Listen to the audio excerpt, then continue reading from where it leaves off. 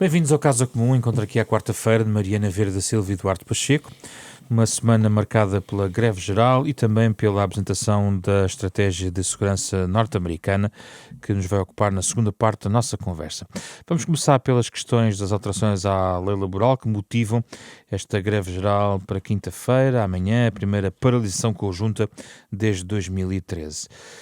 Há muitas matérias, nós já aqui abordámos este tema algumas vezes, elencando alguns deles, e há leituras políticas que podem ser feitas, mas desde já seria interessante, nesta véspera da greve, Mariana, sublinhar o que é verdadeiramente inaceitável, na sua perspectiva, em relação ao pacote laboral que aqui está em cima da mesa, que é extenso, nesta revisão profunda da legislação laboral.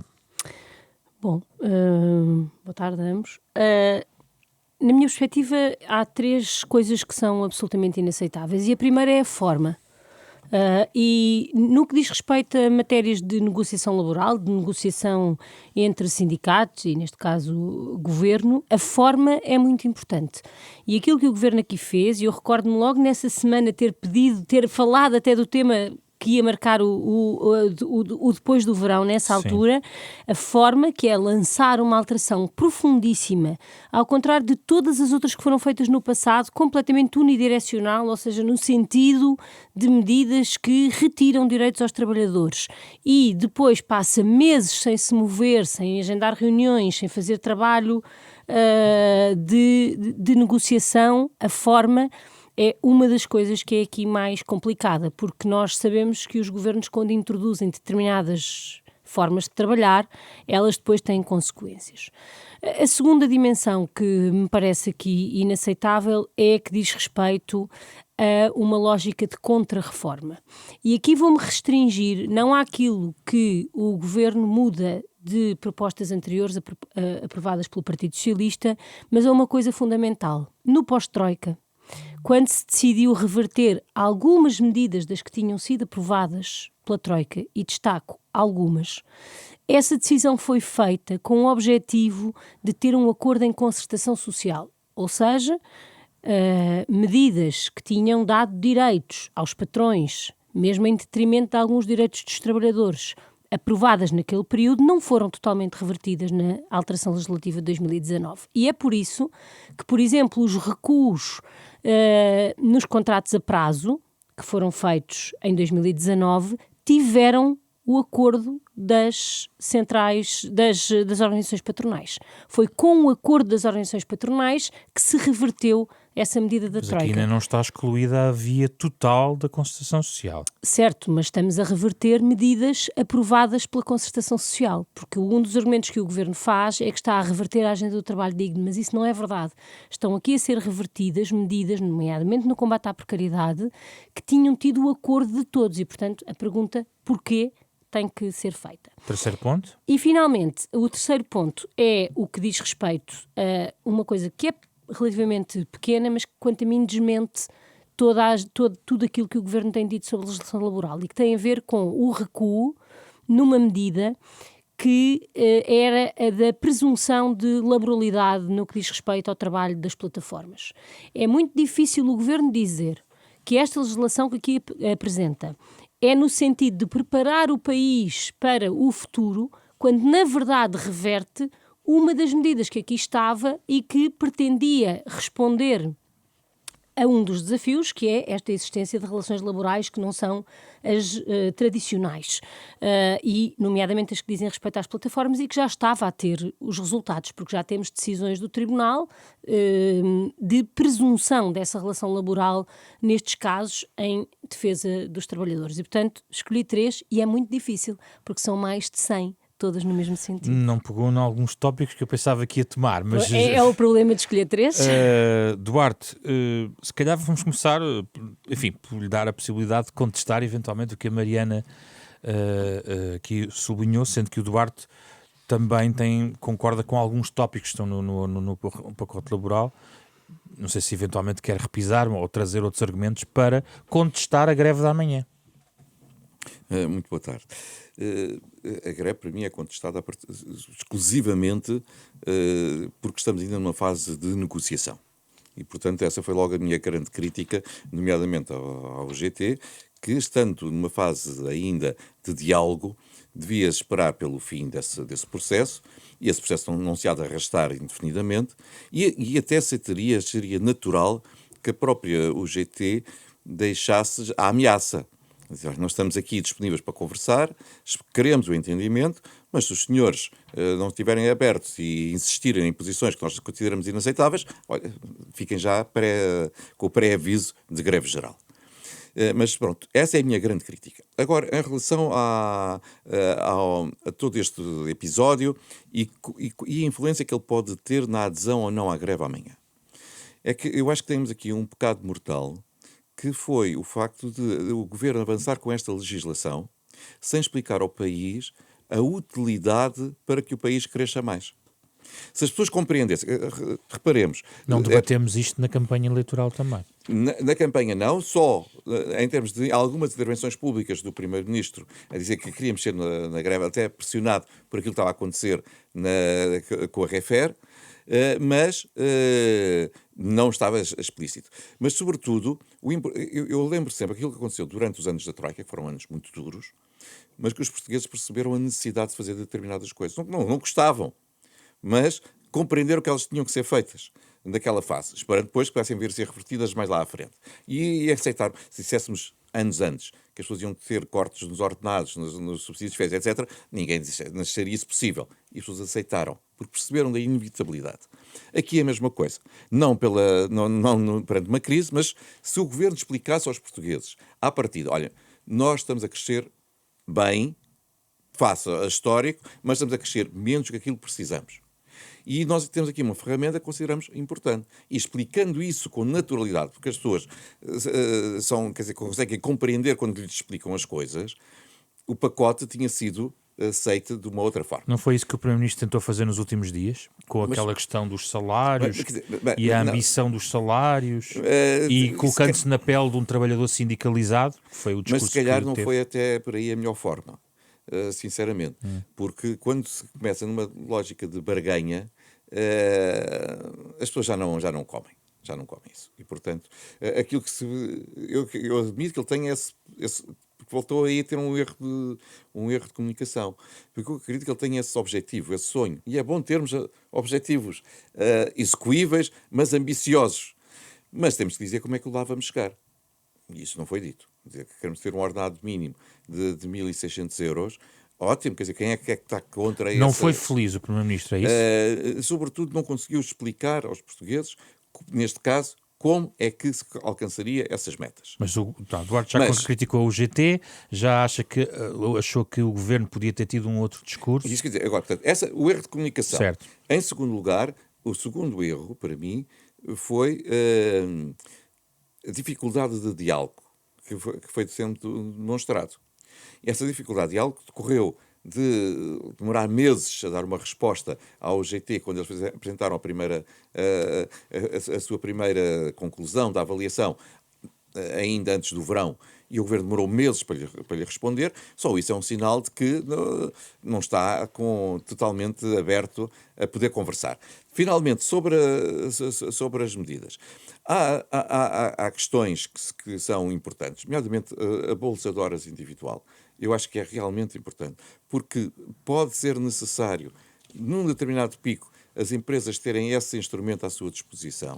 Há outras que o próprio governo já tem vindo a deixar cair, no caso, nomeadamente, do trabalho aos fins de semana ou pós-laboral para casais que têm crianças com menos de 12 anos, por exemplo. Portanto, há algumas que estavam lá, eu não diria para ver se pegava, porque eu acho que o próprio governo tinha a certeza que não pegava. O que é que o governo pode deixar cair, na sua opinião? Eu acho que neste momento, face aos recursos que já fez, não tem muito mais, a não ser desvirtuar por completo a sua proposta. E, portanto, quer dizer, porque se é para deixar cair tudo, então não se chegava aqui. E, porventura, se o diálogo tivesse sido mais aberto e mais construtivo, diante de todas as partes, mas nomeadamente para a parte do governo, porventura já se tinha alcançado um consenso em muitas outras matérias que depois inviabilizariam a greve geral, que deve ser sempre um último recurso. Sem repisar os tópicos que a Mariana discorda em relação à reforma Não, os tópicos laboral. que eu discordo são muito mais. Pois, eu percebo. Obrigou-me a escolher 3. Mas também não ficou satisfeita com esta introdução do argumento de crescimento económico, dos salários, que o Primeiro-Ministro sublinhou nos últimos dias. Isso poderá fazer a diferença, por exemplo, na adesão à greve da manhã ou não? Julgo que foi isso que o Primeiro-Ministro tentou. E julgo que uma das obrigações de quem apoia a greve geral é, neste momento, desmontar essas medidas. Porque o Primeiro-Ministro procura criar uma relação direta entre flexibilidade de regras de trabalho e aumento de salários, quando rigorosamente todas as informações que nós temos é que o que acontece é exatamente o oposto.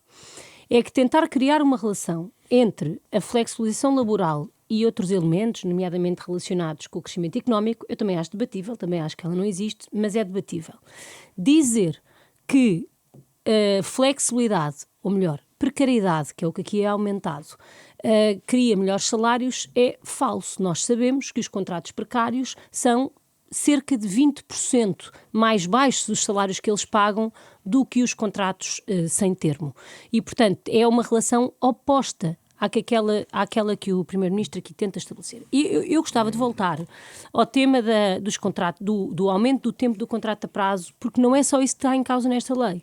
Aquilo que aqui é dito é que alguém que não tenha tido previamente um vínculo permanente a uma empresa, àquela ou qualquer outra, isso em si é uma razão para continuar a ter trabalho precário. E, portanto, a forma como isto aqui está escrito permite que alguém se perpetue numa situação de precariedade. O facto de nunca ter tido um vínculo é razão suficiente para justificar a continuação do trabalho a prazo. Não é apenas ser jovem.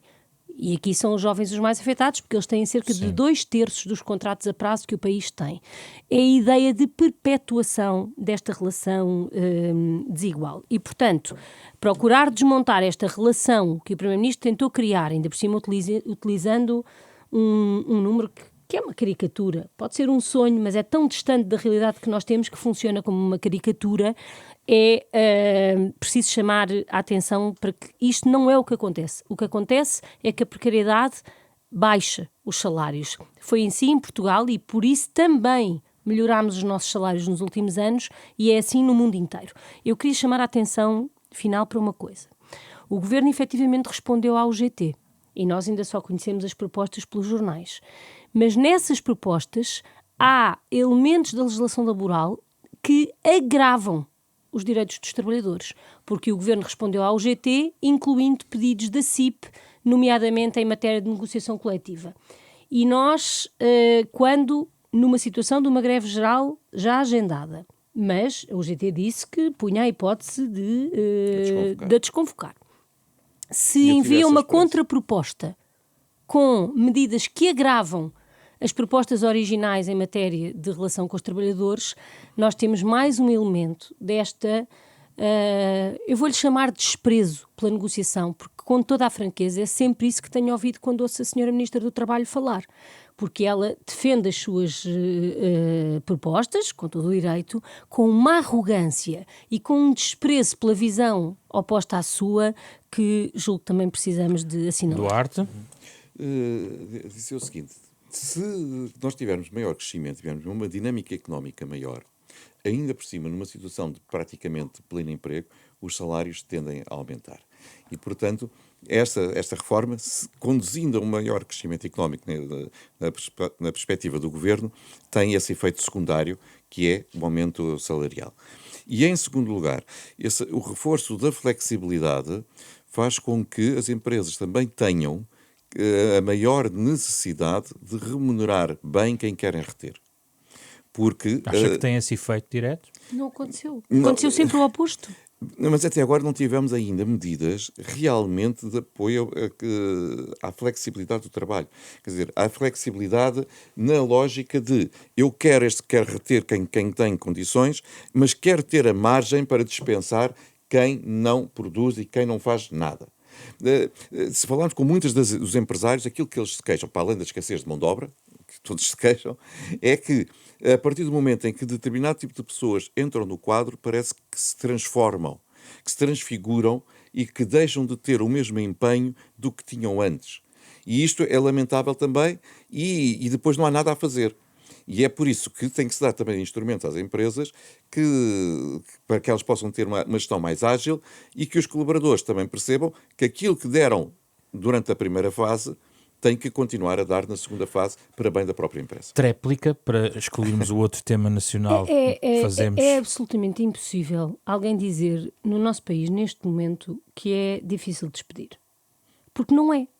E a provar isso estão todos os números de despedimentos que o país tem tido ao longo dos anos.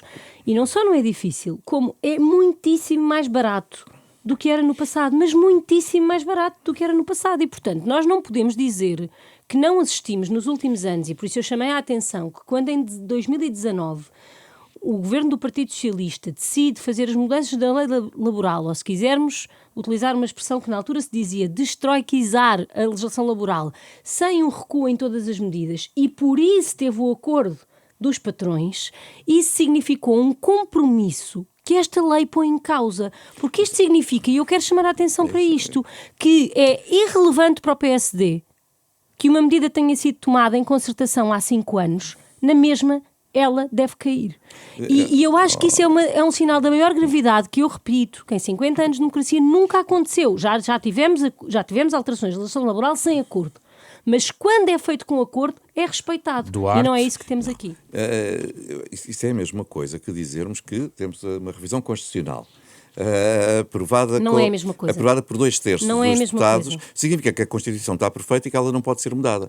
Não. Mas não vai mudar 5 anos depois sem explicar porquê. Tem que explicar porquê. Não Isso explicar? aí Ninguém explicou porquê. Mas eu comecei por aí. Agora, isto, portanto, não significa que mesmo algo tenha sido obtido por consenso E nada há mudou. 5 anos atrás ou há 10 anos atrás, não possa ser revisitado e porventura alterado, porque o mundo de facto muda artigos. e o Em mundo artigos. muda com uma rapidez tal.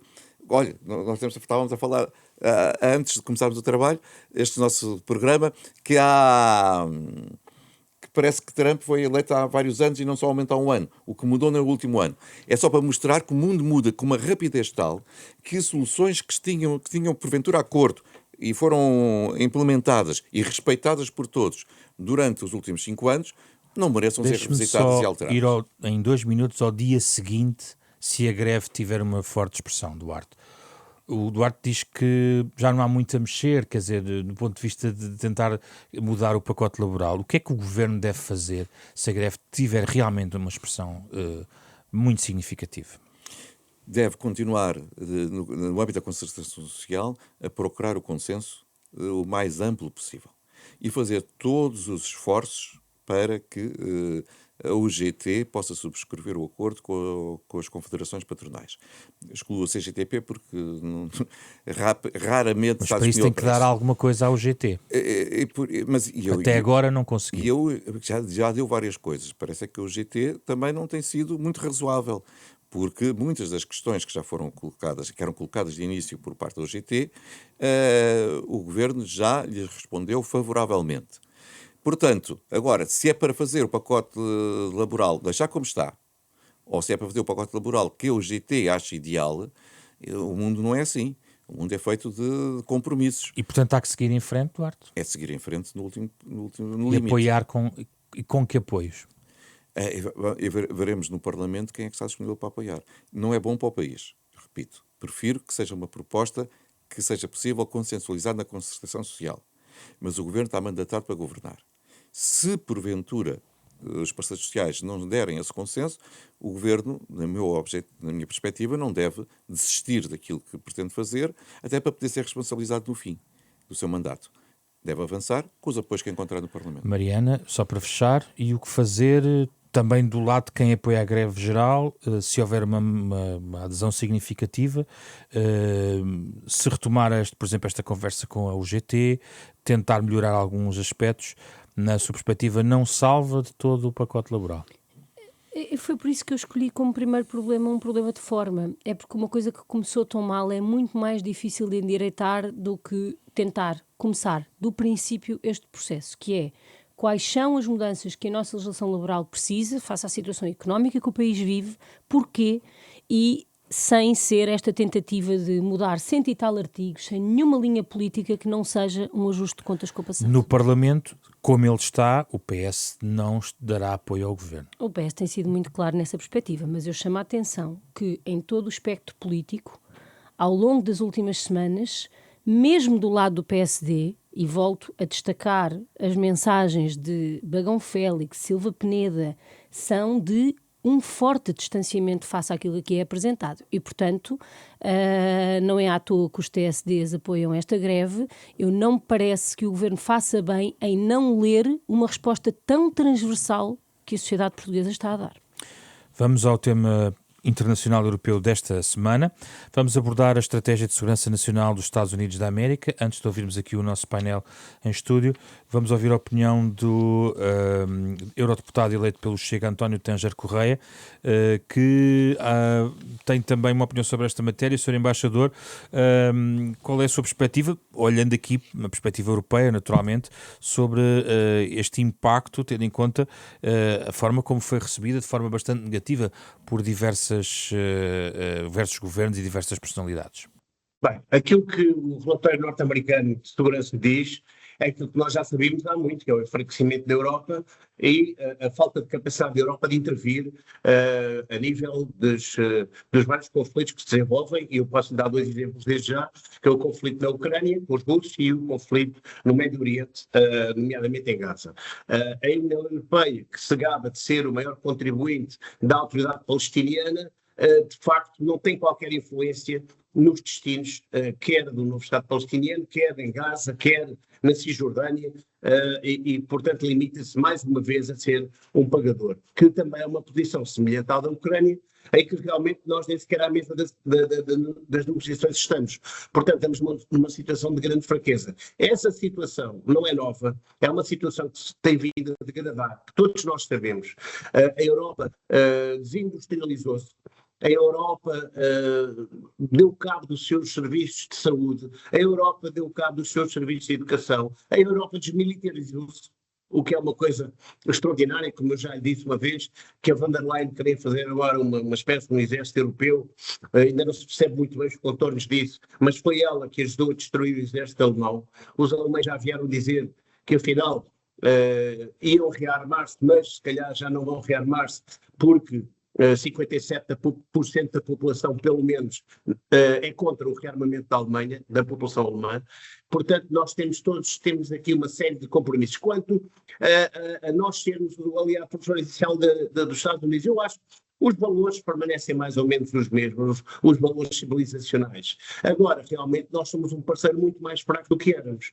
Portanto, toda a ligação transatlântica que ainda existe, que é um facto, mas que depende neste momento muito mais dos americanos do que de nós. Nós já fomos muito mais influentes nessa relação transatlântica. Também, relativamente à União Europeia, contribuiu também a saída da Inglaterra da União Europeia, que é um aliado tradicional dos Estados Unidos e que mantém com os Estados Unidos uma relação preferencial. Quanto realmente à Rússia e à Ucrânia, a União Europeia tem manifestado uma total inoperância em abordar esses problemas e aborda-os de uma forma simplesmente económica, ou seja, sanções, proibições, investimentos, auxílio à Ucrânia, mas é um auxílio que não é verificado, ou seja, não há um esquema de verificação de como é que esse auxílio é de facto posto em prática. As armas, onde é que as armas vão parar? Recebi hoje um relatório dizer que grande parte das armas que são fornecidas à Ucrânia, compradas pela União Europeia, vão parar às mãos dos cartéis mexicanos, de certos movimentos terroristas, nomeadamente no Médio Oriente, às forças da Síria, às atuais forças da Síria e até extraordinariamente, aqui às guerras da droga que se passam agora na Bélgica, que cada vez são mais agressivas e cada vez mais intrusivas relativamente aos cidadãos. Portanto, a pergunta é, o que é que a Europa vai fazer? A Europa só tem um caminho, que é transformar-se novamente numa região que vai adotar uma política energética, que vai adotar uma política científica, que vai adotar uma política de ponta em termos de desenvolvimento económico, que não é o que se passa neste momento. Porque se nós taxarmos como estamos a taxar as indústrias, como nós estamos a sufocar as indústrias, nós nunca poderemos desenvolver nem as próprias indústrias, nem a tecnologia que a ela está associada. Isso é que era fundamental para o desenvolvimento da Europa, que é o desenvolvimento de novas tecnologias, que neste momento não têm as ajudas necessárias. Vemos a China, vemos os Estados Unidos, vemos o Japão, vemos os outros países, a própria Rússia, a desenvolverem-se do ponto de vista tecnológico, e nós vamos continuando muito medianos nesse setor. E sem novas tecnologias é evidente que o desenvolvimento económico e social vai despassar ao lado. Muito obrigado, Sr. Embaixador, obrigado pela sua participação. Vamos aqui ao painel em estúdio. Lembrando o que disse a estratégia em relação à Europa, uma perspectiva de um apagão civilizacional, que o continente estará irreconhecível em 20 anos, a ideia de tentar manobrar de forma diplomática a relação entre a Europa e a Rússia e, sobretudo, esta crítica em relação às decisões dos europeus, nomeadamente em relação a algumas, enfim, tendências políticas e democráticas no continente europeu. Mariana, esta parte foi muito, enfim, foi recebida com mal-estar por muitos. A questão que lhe coloco é, e agora, o aliado transatlântico diz isto da Europa, o que é que a Europa deve fazer? Bom, este documento é um sismo autêntico na forma como nós organizamos a nossa vida, nós europeus, na nossa relação com o mundo.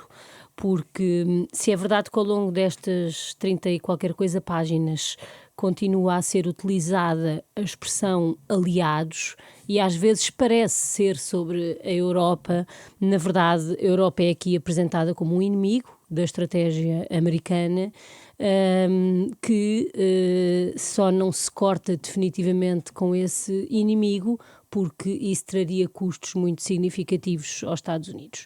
E, portanto, julgo que nós devemos olhar para o que aqui é dito com muita preocupação e percebendo que podemos todos continuar a utilizar a palavra aliados, mas não estamos já a referir-nos à mesma coisa. Os Estados Unidos já não são aliados da Europa? Quanto a mim, são, mas não têm um entendimento dessa aliança que seja igual ao nosso, e nós temos que estar preparados para, a qualquer momento, mesmo que ainda existe, poder ser interrompido, porque é isso que aqui está escrito, e eu acho que já passou o tempo, basicamente um mandato e mais um ano, de não levar a sério as ameaças que Donald Trump faz.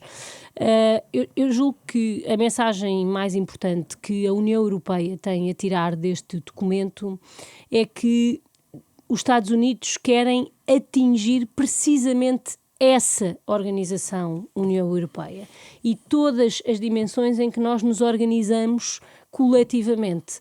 Porquê?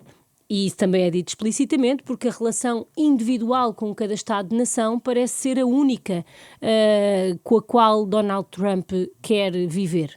Por uma razão muito simples, porque quando a Europa consegue decidir coletivamente, deixa de ser possível pôr em causa essa relação com a Europa. E por isso devemos tomar essa decisão, que é de ser capazes de decidir mais coisas coletivamente, seja no que diz respeito às relações económicas com outros espaços, como o Mercosul e outros, quer no que diz respeito às decisões que já eram evidentes na mesmo decorrência, irritando o aliado americano. Porque irrita as decisões coletivas, porque são aquilo que torna o quebrar deste elo que ainda resta fácil. E, portanto, quanto mais coletivamente, e até com países que não façam parte da União Europeia, formos capazes de agir, mais força temos. É precisamente por Trump saber que a Europa tem essa força quando decide coletivamente, que procura explorar a ascensão dos partidos que não acreditam na União Europeia, a ascensão da ideia de Estado-nação e todo um combate às decisões que tomamos no pós-guerra de ser uma União Europeia. O único caminho parece ser contrariar o principal medo que Donald Trump aqui diz e agirmos mais coletivamente do que temos sido capazes. Assim todos saibamos interpretar estas páginas. Duarte? Bem, este documento é um verdadeiro pesadelo. Sobretudo porque põe em causa aquilo que nós tínhamos como adquirido. Do ponto de vista americano, não é totalmente novidade. No passado nós vimos isto. No passado, os Estados Unidos considerava que todo o continente sul-americano era o seu quintal, que podia intervir quando queria. essa ideia parecia estar adormecida, acordou. Portanto, não é novidade. E agora é explícita neste documento. Em razão à União Europeia, no início da construção do projeto europeu, os Estados Unidos foram claramente adversários dessa ideia. Tal como foram posteriormente da criação do euro. Porque entendiam que era transformar, querer dar poder político a um poder económico grande e ter uma moeda que pudesse ser competitiva com o dólar.